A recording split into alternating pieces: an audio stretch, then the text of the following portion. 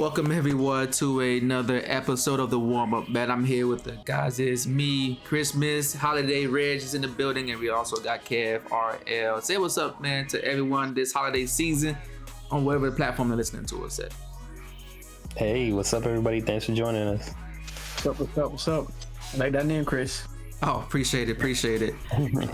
And if this is your first time rocking with us, this is a place where we talk about sports, current events, and things in between through the lens of Black culture. Make sure you catch us every Wednesday on your favorite podcast platform or YouTube or Spotify. I know they have the video on there as well. And again, we're here every Tuesday, so feel free to check us out. If you like what you see, if you like what you hear, don't be afraid to hit the follow, subscribe, tell a friend and tell a friend, do all those things because that helps us get more eyes on us, gets better algorithm for the respective platforms, and also it helps us grow. So we can give you more of what you want. Check us out also on the Instagram and Twitter side of things, as long as Twitter is active, because like I said, Elon be acting a fool. So as long as he's, as long as it's not burned down to the ground yet, we gonna be on Twitter. And so check us out there at Grindhouse NTWK on Twitter, and then also on IG. Check us out on Reddit as well, same name. And finally, the forum that we have is an open forum. It's called Discord, or it's on Discord, and the domain name is publicly searchable at Grindhouse Network. It's 2 words. So feel free to check us out there. You can always join. It's free to join and just kind of, hang out with the community. Anything else, guys? You guys want to add on there? No, man, I think you got all them notes as usual. Yeah, cool. All right, man, well, let's get right into this thing, man. First thing first, man, happy holidays for everyone but Zach Lavine, because he's out here getting the bah humbugs towards, from his teammates, essentially. So if you guys have not been aware, I guess like the biggest news is coming out of Chicago. It's not that they're winning. They're 12-18 so far. They're nowhere close to sniffing any kind of playoff aspirations, let alone championship aspirations. And at this point, man, after they got slaughtered by the Minnesota Timberwolves 150-136, man, you can start to see the fumes boiling, the everything coming to a head as far as the disgruntled employees, if you want to call them that.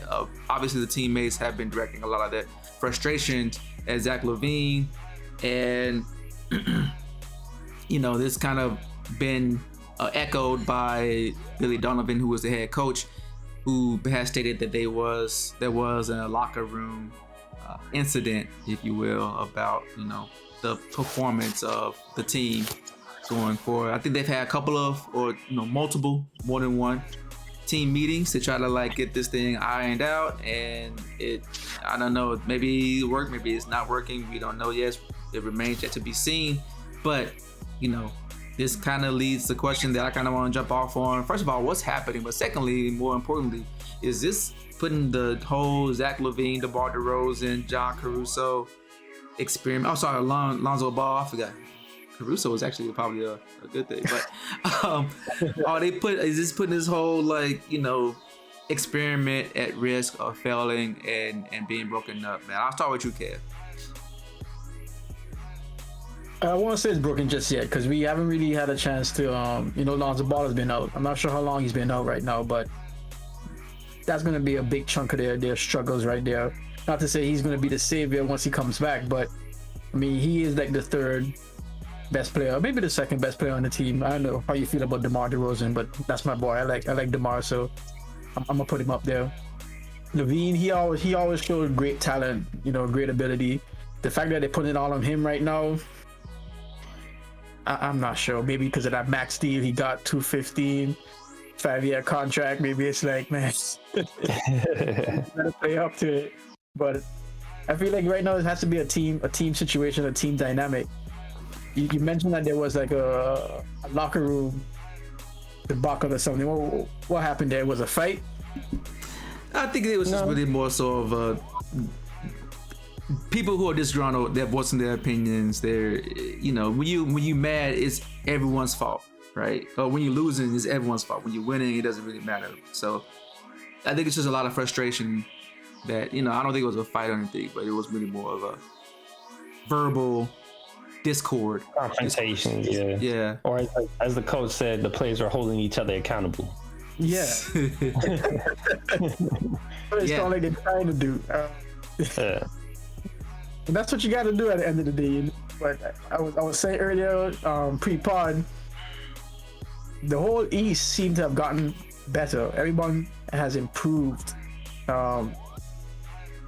including the Celtics. So who we've had questions about with respect to Jason Tatum and Brown, and whether or not they need to be split up. We've seen them time and time again show us that, hey, these guys can do it together, and now they're really in stride, showing themselves out this season. Embiid is like a beast down there. He doesn't want to be stopped. He's making these jump shots, these turnaround shots, bully ball. He's just doing his thing. And we all know Giannis, he won't stop. So I still have to say that the competition in the East isn't maybe like what it used to be. And I think these guys came in on a high. They had a pretty good season last season. I think they were calling themselves the best duo in the NBA during the All-Star last year. So I think they were really high in their minds about what they can do and what they're capable of, and maybe it didn't translate to actual work ethic. Maybe it's a coaching situation, but all in all, I think the blame is enough to go around to everyone for this team not clicking the way it should be. Who exactly we should point the finger at, I'm not sure, but I don't believe it's just Lavine. But he do need to step up, though. I'm gonna say that. I think his game do need to elevate, and he should put the team on his back and do so and be a leader. But he doesn't seem to be acting like a leader right now. He even mentioned that he's just, he helps to lead. So I think maybe they're all looking at DeMar DeRozan being the veteran to really be the leader of the team, and that could be all part of the discourse as well. Okay. Reg, how do you feel? Do you feel the same? I agree. I mean, like, you got that contract. You what do you mean you help to lead? Because that paycheck going, not primarily to you, but you getting a good sizable portion. You have to take the leadership that comes along with it. You can't just show up. Mm-hmm. I also don't know about putting it all on him. I know you were talking about, like, whether Ball was like the second or third. I do think, DeRozan still has it. He has those glimpses where it's like, damn, like he does it night in and night out, still at a high level. Zach Lavine, like you said, has always been talented. I wonder myself if, like, they were doing really well. Like you said, they had some success. Then they started dealing with injuries after All-Star break around mid-season. And I think some of those injuries came, Caruso's back now. But I think he might have gotten injured at some point throughout the season again. I don't remember. Mm-hmm. But Lonzo's still out, right? So I'm wondering if the same thing with the Celtics, where it's just like, when they're the primary ball handlers, like, it don't always seem to click. At least last season, this season, they seem to have figured it out. And Marcus Smart obviously is a big key factor to that. But even amongst themselves, they figured it out without the ball handler too. Like that synergy seems to have gotten better for the Celtics. On the Chicago side of things, I'm wondering if, yes, they need to get that synergy, but I'm wondering if Lonzo was that glue that was keeping it all together when they had that run pre-All-Star break. And his absence on the court is what we're seeing affecting the team and why they're not having that same success. And like y'all said, all these teams from the East look like they're back stronger. Even the ones that are struggling, like Celtics are doing really well. And I saw them in the Heat battle it out, who are struggling right now with their injuries. Celtics beat them, but they came back and beat them and had, like, in overtime and just had, like, a tough matchup. So all across the East, Hawks are better this year. There's some stuff going on with Tre. I don't know. Like, all these teams seem to be having a little drama here and there, but like these teams look really, really, really good. Bucks, they have Middleton's back, right? But yeah, Middleton's back. He's back. So Bucks have been having a really good season. Celtics, Cavs with Donovan Mitchell, like this is a tough East. So if they were struggling at the end of last season, and we're just seeing more of that. That's how I see it. Yeah. I don't know what they need to do between DeRozan and Lavine to be able to get it done with Lonzo out, because it can't all be Lonzo making all the right basketball decisions, I'll say, on the court to make everything work together. That is the job of the point guard, but y'all need to figure it out too. It's a team. Mm-hmm, mm-hmm. It's a team effort, and that's how I see it. Gotcha. Yeah, I kind of agree on a lot of what you guys are saying, as far as it's not big, just Lavine's fault, it's the whole team. And just like trying to figure out what the synergy is looking like, and maybe it's Lonzo Ball, the absence of Lonzo Ball versus the performance of Lavine. Maybe he's being asked to do too much. Now, I mean, you did get paid max contracts, so you probably should be doing too much. So that's kind of a follow-up question, but just kind of keeping it within the lines of the question of is this at risk of falling apart. I think at the end of the day, I didn't really have high hopes on Zach Lavine. I thought he was a bona fide scorer. He can definitely score it in high volumes and with a little bit of flair. But I just never really saw that person. I don't really think I got that much from him in Minnesota, where he was commanding the team. He was, had control of the pacing of the game and the direction of the game and things like that, to where people would actually have to scheme to stifle him, to inhibit his ability to take over a game or to control the game. And, for me, a max contract player should have some level of tendency to do that, to where, even James Harden, he was really good at scoring, and a lot of the offense flowed on his end in Houston through his hands. And if he did well, or, if you even schemed to try to get out of his hands, he was able to make and create for others. I just don't see that with Zach Lavine. DeMar DeRozan is also another bona fide scorer. Now he does it from a different part of the floor, and he's fairly efficient from there. But you got two bona fide efficient scorers, or I guess I would call Lavine more of a streaky shooter. But yeah, that's what he is. He's just a scorer. I don't really see him doing anything else, doing anything more. Lonzo Ball is probably their go-to ball handler, but they also got Caruso.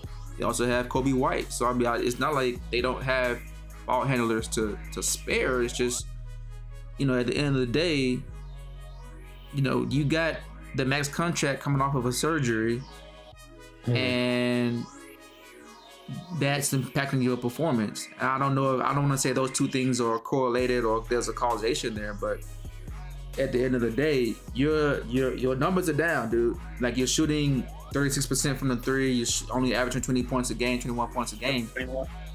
For a max contract player, seems like it's your performance is not what it was when you was making the All-Star bids.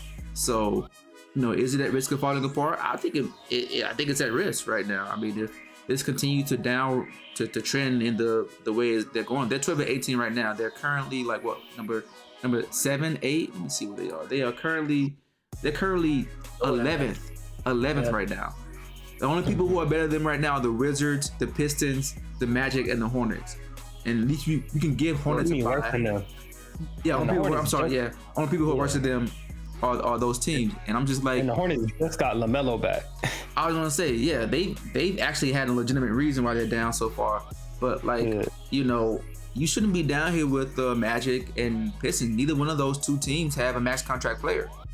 So if it continues to trend in that direction, then I feel like you will have to really consider breaking this up and just trying something different, trying something new. Because with the coaching that they have, Donovan being a defensive coach, and the players who you have, which I don't think there's not one person who's a defensive minded player on that team. They're mostly either role players, skill players, or offensively gifted. I just don't think that match is really going to mix well to where they can get some production that they're looking for. But we'll see, because maybe Alonzo Ball is the missing piece, but could be. So yeah, I wouldn't call it a wrap until you have your players there. If everybody's unhealthy, like it's hard to say. Like, even the Lakers, when everybody was healthy and they figured it out, they had a little streak, and then AD went down again. So, and it was a similar situation, right? Like, everybody was looking at like how the frustration is pointed at Lavine, the frustration was pointed at Westbrook, of course, but it was also pointed at AD. Yeah. And he was able to get a hold of it, and while he was healthy, he came and started producing, and they started winning. So it's never too late. Yeah, no, that's definitely true. And I can at least acknowledge the fact that Lonzo Ball may is going to have an impact, obviously, but I just don't know if that's enough to get Lavine back on this track that he's basically trending towards. So, and again, people are in his locker room. They're talking about it's directed at Lavine. It's not directed at DeRozan. Yeah. And I mean, again, I'm sure he's getting paid a pretty penny too. But maybe he's showing up. Maybe he's more consistent than he's showing up. He's a top scorer, and he averages the most assists in the team, which isn't saying much because he averages like 4.7 assists. So even the team, as you were talking about, facilitating offense and maybe Lonzo Ball being missing, there ain't much facilitation going there. There's not much points off of assists, and that's something I like to look for on teams where the ball is moving and you guys are making points off of assists. So yeah. No, I agree. But then again, there's other players. Nikola Vucevic. He's getting paid $20 million this year, and he's just he's a above average player right now. So maybe it's the coaching. Maybe we need to go ahead and get Donovan out of there. I don't want to call for his job, but maybe you need to find someone that is able to provide the chemistry and the formula for them to offensively be productive and also, be defensively sound enough. Because wherever Donovan's gone, he's never really gotten more out of the team offensively. And defensively, I've seen some improvement, but it's just never been enough. It's never been like a Tom Thibodeau. Wherever Tom Thibodeau goes, their defense is generally good. Even the Knicks. Even the Knicks are probably the best defense I've seen the Knicks play since Mike Woodson. Since Mike Woodson. It's been a travesty between Mike Woodson and now. So, it's just I don't know. Maybe to me, it just seemed like a bad fit. So. Yeah. And he got an extension this summer too. So I don't know. Well, last year they did well. They I think they was at one point they were leading the league or leading the conference. Mm-hmm. They're number one, and then they started having injuries, and then they kind of slid down to like number 3, I believe.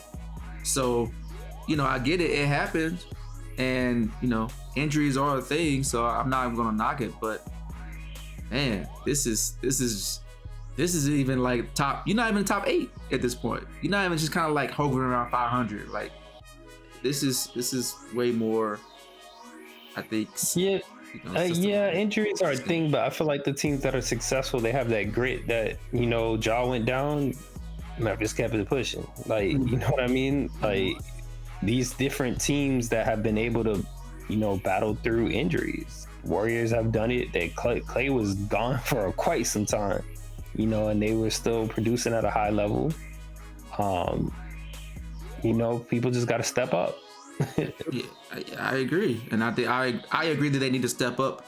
I'm just looking at this record, this standings right now. 16-15 are the Hawks, and 16 Miami Heat about 500. Number 8, at 500. And next one behind that is 15 and 16 with the Pacers. After that, it's Toronto Raptors, 13 and 18. They've been struggling, obviously. They started off hot, they got cold real fast. Yeah. But I'm just like, you're 12 and 18.18. I'm just trying to understand. Like, you're 12 and 18. I like the Raptors. I feel like they have a lot of young talent, but I feel like the Chicago Bulls have more talent than the Raptors. You would, on paper. Proven talent. Yeah. Yeah. Same for the Pacers. Who's on the Pacers? Outside of Halliburton. They got Halliburton. Sabonis is in Kings. But outside of Halliburton and Miles Turner. Who else Turner, and that's it. Yeah, you're right. Buddy Hield. They do got Buddy Hield. He's playing. He's playing. Yeah. But they have a decent, they have a little squad, but again, I feel like the Bulls should be better than both of those teams. I'm just saying on paper that they got 2 better stars allegedly then. So anyways. So no, it's just really weird, man. Do y'all think this is going to impact? Oh, I'm sorry. Are we expecting too much from Zach Lavine because of his contract, or is it that he should perform better because of his contract? I mean, I feel like the contract don't change you, right? Like a lot of the times you get the contract because you've been executing at the level that they needed you to execute for a while to get you that contract. It's not like they give you the contract and like, okay, now you need to go be this other guy. You need to be this other guy if you want a bigger contract next time. But the contract was because they had the value on where you were already. But I think that does get a little bit funny because, you know, that's just the way the team works. There's a limited amount of money, and if you get a large percentage, you got to put in the work. So I think that's where some of that frustration probably comes from, and I think his teammates probably know him too. So there's something there that they know that he could be doing better that he's not. That's how I see it. Sometimes, like, you know, people can be a little bit petty and stand off. Like, sometimes people can just be jealous. Who knows what it can be? But I feel like these teammates don't seem to be that type of group. There don't seem to be a problem between him and DeRozan personally. It just seems to be like an on-court issue. So I think maybe his teammates just think he can do better because they've seen it in him. So that's what I think. Okay. You feel like this is? Do you feel the same, Kev, or do you?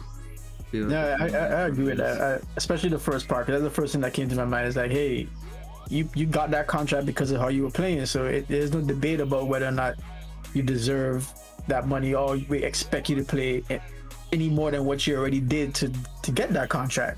We expect for you to step up, yes, because we expect growth, but he has regressed, and that's problematic. Yeah. So I don't think we're expecting too much of him at all. It's like, yo, do what you've done with a little bit more, with growth being shown. And unfortunately, that's not happening. This is his, ninth season? Yeah, he's peeking into that part where, like, you know, you're a bit seasoned. You should be in that stride of being at your highest point right now. So, and this contract was a good indication that the organization also thought that of you.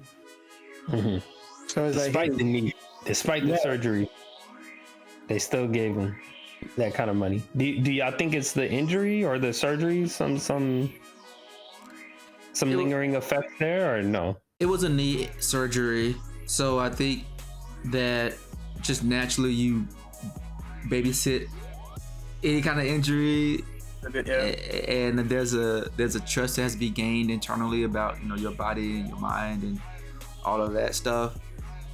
I personally don't go through that kind of thing. It's just like, you know, I test it out, give it a go. I like pain a little bit, you know, just to kind of, it keeps me grounded in that space, you know. So I don't really be like, oh, I don't want to do this because it's gonna hurt. I'm gonna be like, oh, I'm gonna do this, and if it happens, it happens. If it doesn't happen, then I don't need to be out there or whatever. Like, that's just kind of how I process it. But I do think it may, you know, for some people, I think they're really afraid of the pain. They're really afraid of the, you know, trusting that body part to function like it was before the injury or any of that stuff. I think it's a little bit different because the stakes are a little bit different though. Because, like, you know, in terms of like the pain, I'm pretty sure most of these guys are pushing through pain and playing through it. Like, even when they were giving flack for Dwight Howard, but the man had his back open and they did all kinds of, they rebuilt the man's spine. Like, like, I forgot his teammate that were calling people out. Like, y'all didn't see what he came back from. Like, y'all didn't really see what he went through. So I think a lot of these players, like, nobody's 100% healthy by the time you get to the season. So I think everybody's used to playing through pain. I think it's a little bit different when your livelihood is depending on this body part. And you going out here and you're like, you know, I could take it to the rack, or I can shoot this jump shot, right? Or, you know, I could be aggressive, or, you know, I can take this more difficult approach that maybe there'll be less contact or less injury prone. And I think that's the calculus and some of the mental aspects that some of these players go through. And what you were talking about, like with the trust in the body, is just like, you want to go 100%, but you also don't want to re-aggravate an injury or get further injured and, you know, put your career, your livelihood, like, on the line. On the line. And the other players, like, you know, Robert Williams, like, hey, just take it out. Just play through it. So but again, I think those kind of, you know, when you're that guy, when you're the $215 million extension guy, you're looking at it one way. When you're that, hey, I ain't think I was gonna be here. I'm here.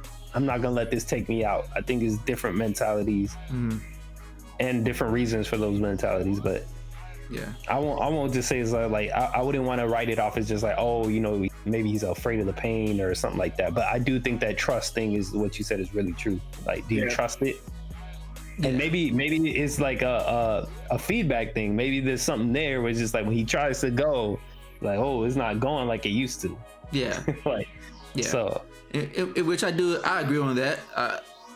You know, and I wasn't saying like, oh, you know, I do get it that like everyone's going through pain. Everyone's hurt. This is not a thing, right? Everyone's hurt. I'm not even saying it from that standpoint of like, he's experiencing pain. He doesn't want to play, or he's underperforming because he doesn't want to experience pain. I don't know the level of threshold he has, and I don't know what he's really going through to try to get that trust back. I think at the end of the day, the bottom line of it is just trusting his body. Now, if you say to me, also what I heard was, I don't want to go drive hard. I'm gonna just settle for this jump shot. Now you're changing your game, and you didn't work on that part. So if that's the thing that you're settling for, and you're not putting in the work to make sure that you're highly efficient doing that thing. I mean, we've seen Michael Jordan go from slashing, driving, hanging in the air for like, 3-4 seconds. Kobe's even Kobe. Yeah, we've seen all these players. Even AI was dunking on people. He was always falling down. And but guess what he did as he got older? Start taking free throw jump shots. Yep. You know what I'm saying? Do a little shifty, get it to this open spot. Now you change your game. Kobe changed his game. Jordan changed his game. What's that guy's name? Jason Kidd changed his game. Vince Carter's changed his game. Tons of people changed their game, and they put the work in to change it because they realize, as you get older or as things, start to wear down, gotta evolve. Yeah, I can't keep dunking on people. Like, I mean, it's nice when you're young because you can recoup. You got that bounce back. When you're starting to have these knee injuries and these situations where it's like really putting a lot of load, and dunking does put a lot of load on your knees, and lower extremities and stuff. Then, yeah, you should change your game. You should modify your game to be efficient because that's what you got paid for. You got paid to be highly exceptional at doing either this one thing or really good at doing a bunch of things better than everyone else. But I do think that he got paid. I don't think they really should have paid him considering he had an injury history. Maybe it was more of a market thing, testing the market and seeing like, oh, do I want to lose him because he was a free agent? And if I lose him for nothing, what am I gonna get back? Or what can I buy in the marketplace to replace him? At a more, at a fair trade value. And sometimes that's just what it is. Free agencies, like you look at the board, you be like, bro, can I really risk losing Zach Lavine? Or, do I want to pay him out? And I think he got paid more sort of circumstances than, the fact that, he actually has a knee injury that he should be coming back from. I don't know how closely they really monitor that and seeing like his physical therapy, attributed to how he was performing and all that stuff, or like how closely they really just be in lockstep with the doctors and stuff. But as of right now, the way he's playing, I'm gonna need him to do better. Whatever it is, go to Russia, anywhere but Russia. Go to wherever Kobe went. I thought he went to Russia. I think maybe he went to Germany or something. Go to a place where you get the platelets or whatever if you feel like it's degenerative. You know what I mean? Like, look, you're getting paid now. You have the money. You can write it off as a business expense to, whatever. Man, go get that stuff taken care of, man. Need that LeBron treatment. You need cryogenics, everything. You need something. Everything. Vegan, eat better, all that stuff. Go. If I'm looking at the games played for him, though, even though we talked about him having some injury problems, he still seemed to have been consistent with that minimum number of games, that 58 games that you kind of need to consider being, like in most of the awards, accolades, and stuff like that.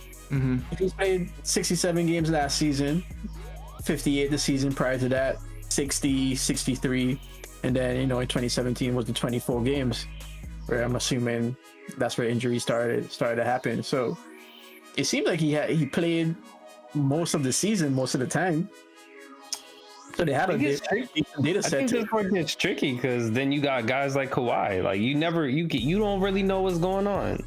Right? He's not playing a lot of games, or he has limit restrictions and all these other kind of stuff. He looks healthy. You can't just look at somebody and be like, hey, you should be doing better, right? Like he gets a lot of money. He don't get.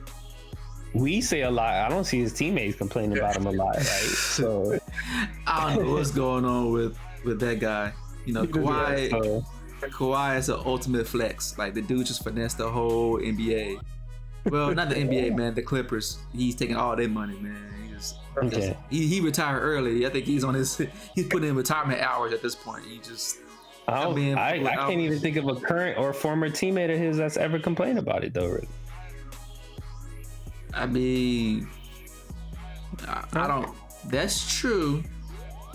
Yeah, that's true. We hear plain clothes AD and what he need to do. We hear a lot of chatter. So I don't know. Maybe some of these players, like maybe when you're in it, you can understand. Maybe he can explain it to us. Like we don't know all the ins and outs, but maybe they know there's a reason they think Lavine should be doing better, and maybe there's a reason that some of his Clippers teammates know Kawhi is just like, hey man, we get it, Kawhi, do what you can.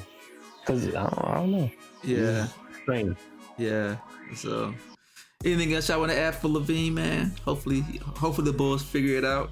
They become more competitive. Yeah, I wish them health, man. I want to see them healthy, and then we can really answer this question and see if they need to blow it up, or or if they can just get to the level of that stride they found last season, last season. Yeah. I'd like to see them do better, but I don't mind what I'm looking at right now, to be honest. They're not a bad team. They can win some of these games. Is just. They got to figure some things out. Yep. Well, y'all know me. I stay ready with the TNT, so I wanted to blow up the Utah Jazz. Now look at them. They're so much better now. Everyone's happy. Rudy Gobert in Minnesota. Donovan Mitchell is leading the East, at least as far as like the new shiny toy in the Eastern Conference. So I mean, he said he's so much happier now that he sees people that look like him. Yeah, that's true. It's cold though. Well, I guess it was also cold in Denver, in Utah. So yeah, but yeah, man, y'all know me. I'm ready. I'm always ready for the TNT, man. Blow everything up, girl. So I would be a little bit quicker on the pull than you guys. So we'll see how this goes.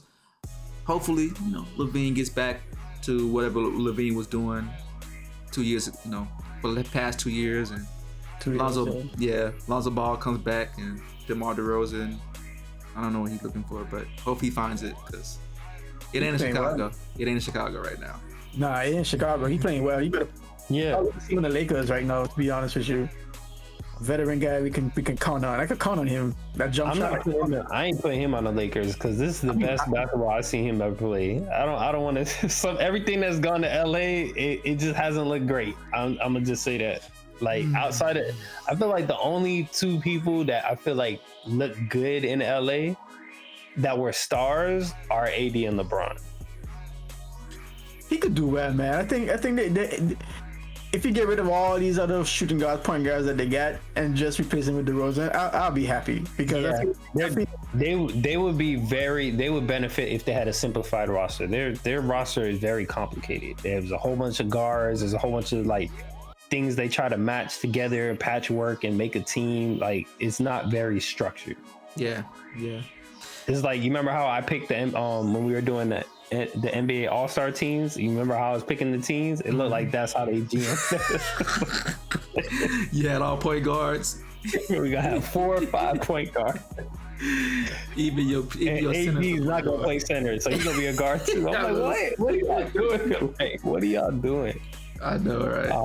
Hey man, that's Rob Pelinka right there, man. I don't really agree with him being a good. Bring Magic back, baby. Hey, I welcome it. Hey, we can do that. We can petition for that. Hopefully we get get Pelinka out of there, man. Ever since he took over, man, it's just been a downward spiral. So Yeah, but it's hard. You know why it's hard? Because they got a chip first. yeah, on the back of Magic Johnson's freaking It blueprint. doesn't even matter. It's just like politics, bro. Who was there when it happened? He was there. Okay. Hey, Howard, Now you needed that 2 straight seasons of rubbish to happen for you to be like, maybe he's not it. The same thing happened with Luke Walton, right? Well, he was there when they had that great season. Oh, we want him in Sacramento.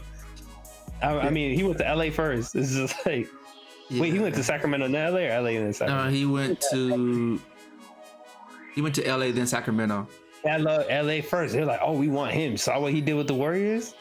He had again, what was it, 2 seasons? You need 2 seasons for that shininess to rub off, and you'd be like, maybe that's not it, right? So yeah.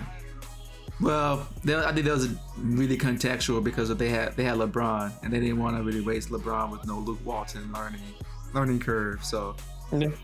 I think that's more so what it was. Anywho, that's fine, man. Yeah, sad days in LA, man. I feel bad for them for the first time ever in my life. The fan base. So I'm not a big LA fan. So yeah, me neither. I'm pulling for the guys though, like all the players. I'm pulling that they turn this around. I don't want them to go out like this, not like this. Yeah. So we'll see, man. Actually, we can talk about them a little bit, man. The next thing we're gonna talk about is the NBA Christmas preview, man. We're gonna talk about these games, man, that's coming up that's on the docket for Christmas Day, which is a big NBA, I guess, gaming. The showcase, I guess. They try to have these matchups that are gonna be, I guess, entertaining. For some reason, New York keeps making it. I don't know why. New York keeps making it. Philadelphia and New York is gonna start off this Christmas celebration, followed by the Lakers and the Dallas Mavs. So I don't know if AD is gonna show up or not. Probably not. Not. I don't know if LeBron's gonna show up or not. Probably not. So, and then you have the Milwaukee Bucks and Boston Celtics at the top of the day, followed by the Memphis Grizzlies and the Golden State Warriors, and then finally going ahead and closing it out with the Phoenix Suns versus the Denver Nuggets. So I'll just ask, Kev, I know you like to watch it as soon as you wake up and get your day started on Christmas Day. Who are you most excited to watch on this Christmas showcase? And we're going all the way to the late game. I'm looking for Memphis, Golden State. I mean, Boston, Milwaukee's gonna be pretty good too. Like that should be a very, very exciting showcase. But I'm looking at the Golden State Warriors, Grizzlies, because Grizzlies been on point. I always like when we play the Grizzlies. They're a very grindy team, very challenging, young, energetic. They challenge us each and every time, and I consider it a great win when we get one over the Grizzlies. Especially in honor of you, Chris. So I just love looking out for that game. I hope Wiggins goes off. I don't think he's gonna be. He's still injured. Last I checked. So y'all playing a haphazard Warriors right now. However, I feel like when people do fall out of the rotation, this is when Poole steps up.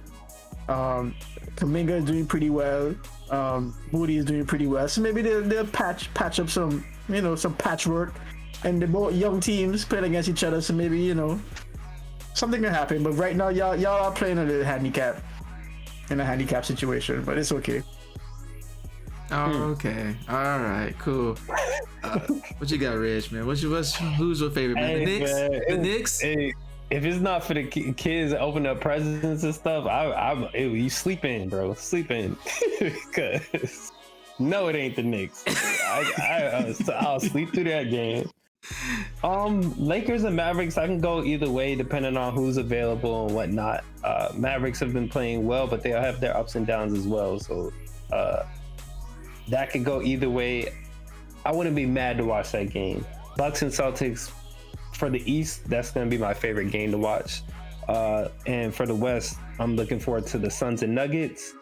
Grizzlies and Warriors, man. When everybody was asking for this last year and last season, I was hyped. I don't want it like this, but hey, it's happening. So I think the Warriors are going to step up and give a challenge to the Grizzlies. I think if they're coming here thinking like, oh, we got a little handicap, we don't got to worry about Curry, I think they'll be surprised. But I'm gonna have to give it to the Grizzlies. That's what I'm expecting, but I'm hoping that the Warriors can just pull something out. Pull like you said, when he has these expanded minutes, he's been showing out with them. So I'm pulling for the Warriors, but I'm not expecting it. You want to really see the Phoenix though? I mean, like the Suns right now. I mean, they just come off for a win here and there, but they've been playing pretty poor. They beat the Lakers. They beat the Lakers by 30 points or so. So that was the last. Nah, it's the Lakers. I'm just saying. Exactly. They came around and ended up winning that last matchup with the Pelicans. Like they haven't been as good as they started the season, but they're still a good team. So out of the marquee teams, I think the best teams right now on each coast is going to be Bucks, Celtics, Suns, Nuggets. That's how I see it out of the lineup that we see. It's not Lakers and Mavericks. No, you're right, definitely. Yeah, I agree with you on who will probably have the best matchups, which is why I'm going to go with the Bucks and the Celtics as far as the only thing I'm really excited to watch. I'm not really excited to watch the Grizzlies and Golden State Warriors because Steph Curry's down. Why would I want to watch a Steph Curry-less team? That doesn't. You don't watch your Grizz, bro? that's what I'm saying. You still gonna want to watch it. I'm gonna watch it, but I'm not. That's not what I'm most excited to watch, though. I'm like, if it was a fully loaded, like fully healthy team, Desmond Bane's in, and you got Steph Curry, you got Klay Thompson and Draymond Green. Bringing back Gary Payton for one day, you know what I'm saying, then trade him back. You know what I'm saying? You want to run back? You want to run back?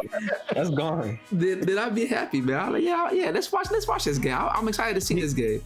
Do you feel like the Grizzlies still have a little chip over what they felt like Poole did to Jaw's knee? No, I think that's just circumstantial. They squashed it. It wasn't a big issue. I don't think they carried that. I don't think they carried that one. They still carry the Iguodala one though. So that's just kind of how it works, though. Okay. You know what I'm saying? So there's no bad beef, blood, but there's still a rivalry because they're two. Grizzlies want the spot that the Warriors have. Essentially. Yeah. I mean, they want to beat everybody, so that includes the Warriors. So it's just whoever. There's a special heat there for the Warriors, though.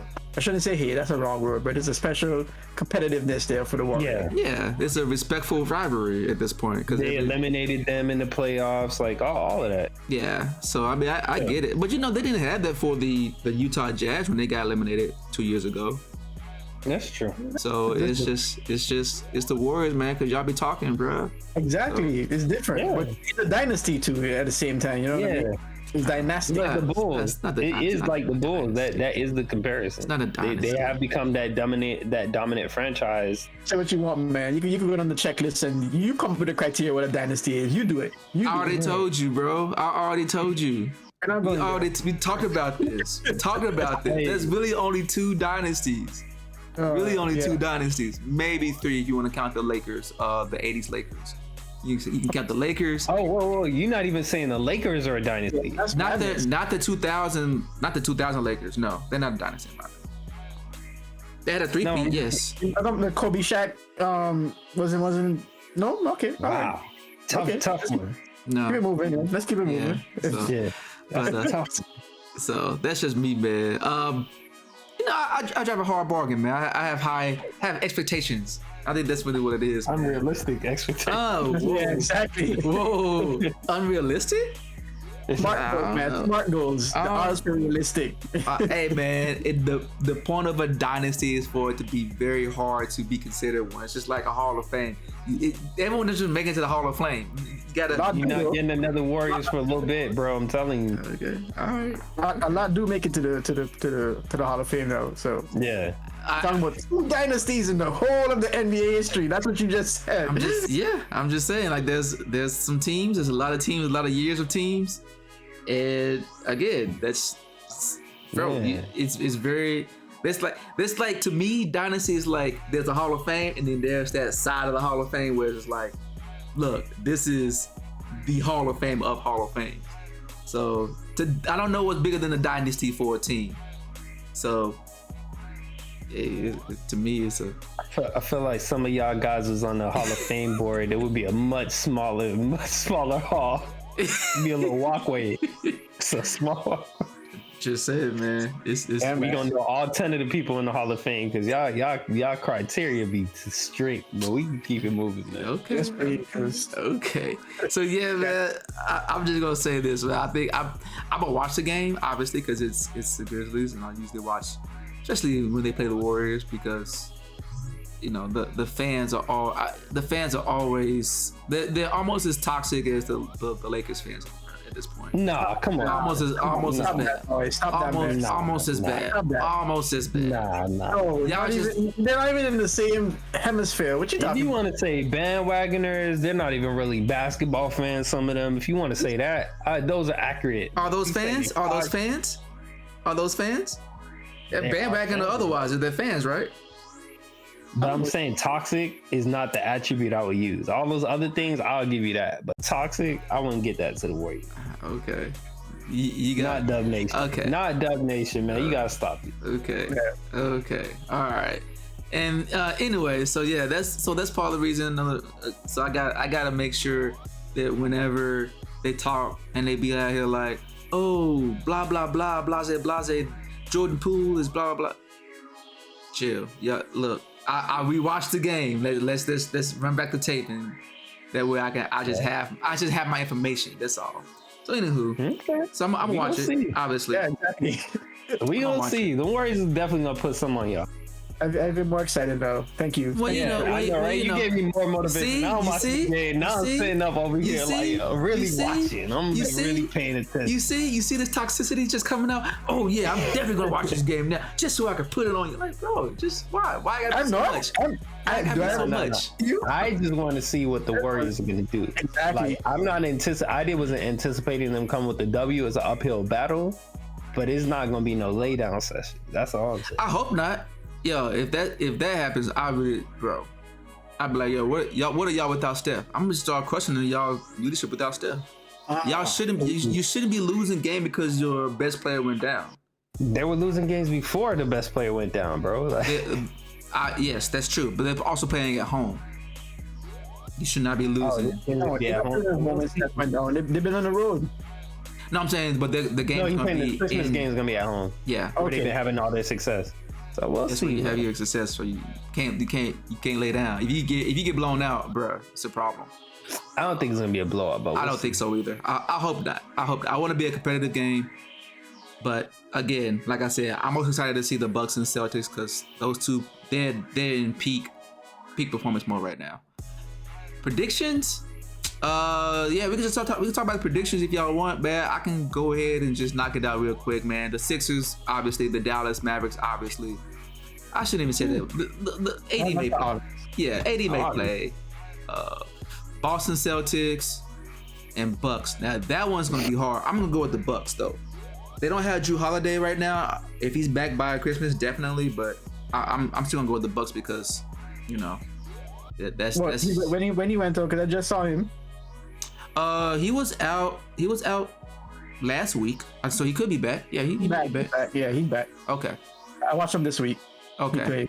And then obviously I got the Grizzlies, and then finally the Suns and the Nuggets.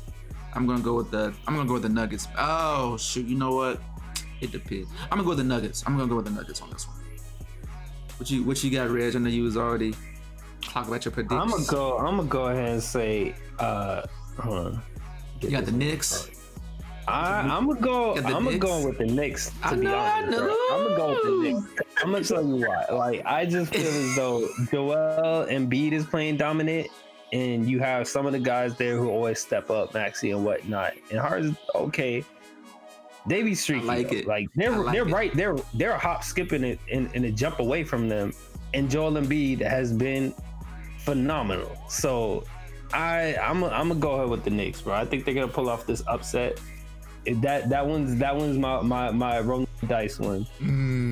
Mavericks and Lakers, I feel like it's either the Lakers are gonna win or it's gonna be a blowout. I'm gonna go ahead and put my money on Luka. Okay. Lakers, they've done better. They've gotten themselves to 500. I just don't think they're gonna get it tonight.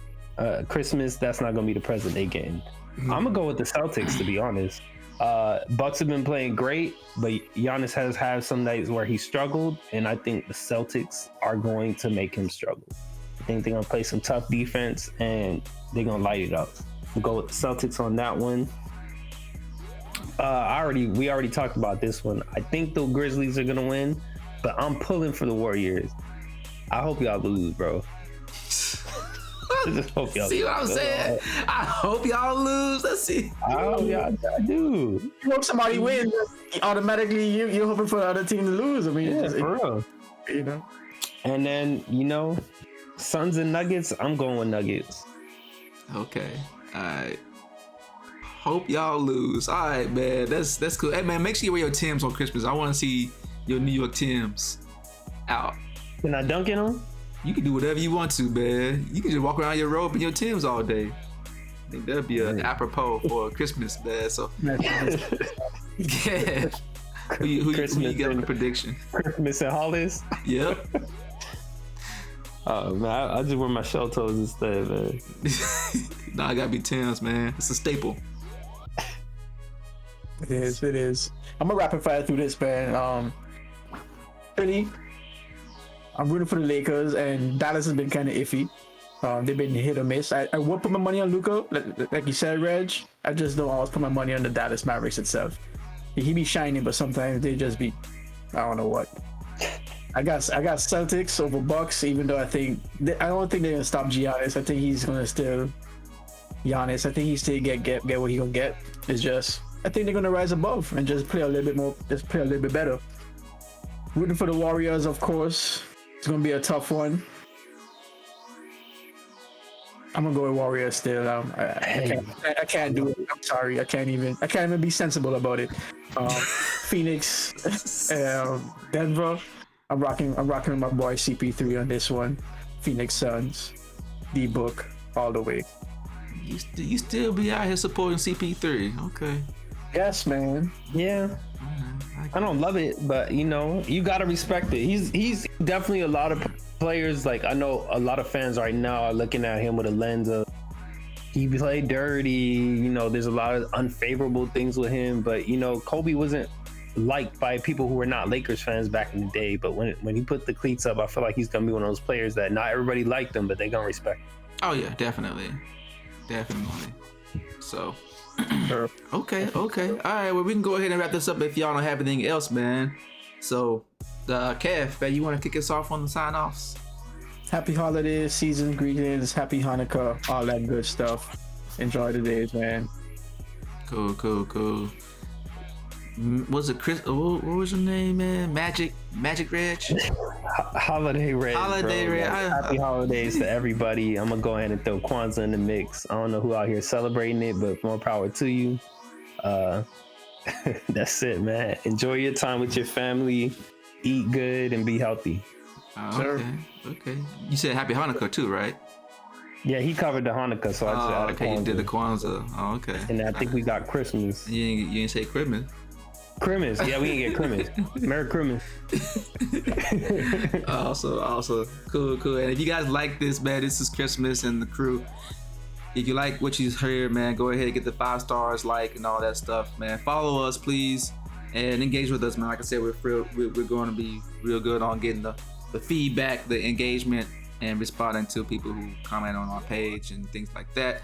We're here every Wednesday, man. Happy holidays. Hopefully you're with your family and all that stuff, man. Enjoy some of these Christmas games, or maybe not. Just sleep in. Like Holiday Reg said.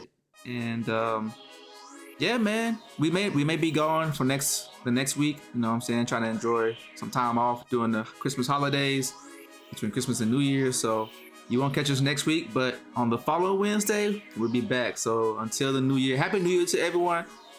And yeah. We'll see y'all Feliz Navidad. Feliz Navidad. So, all right, guys. Deuces. Peace.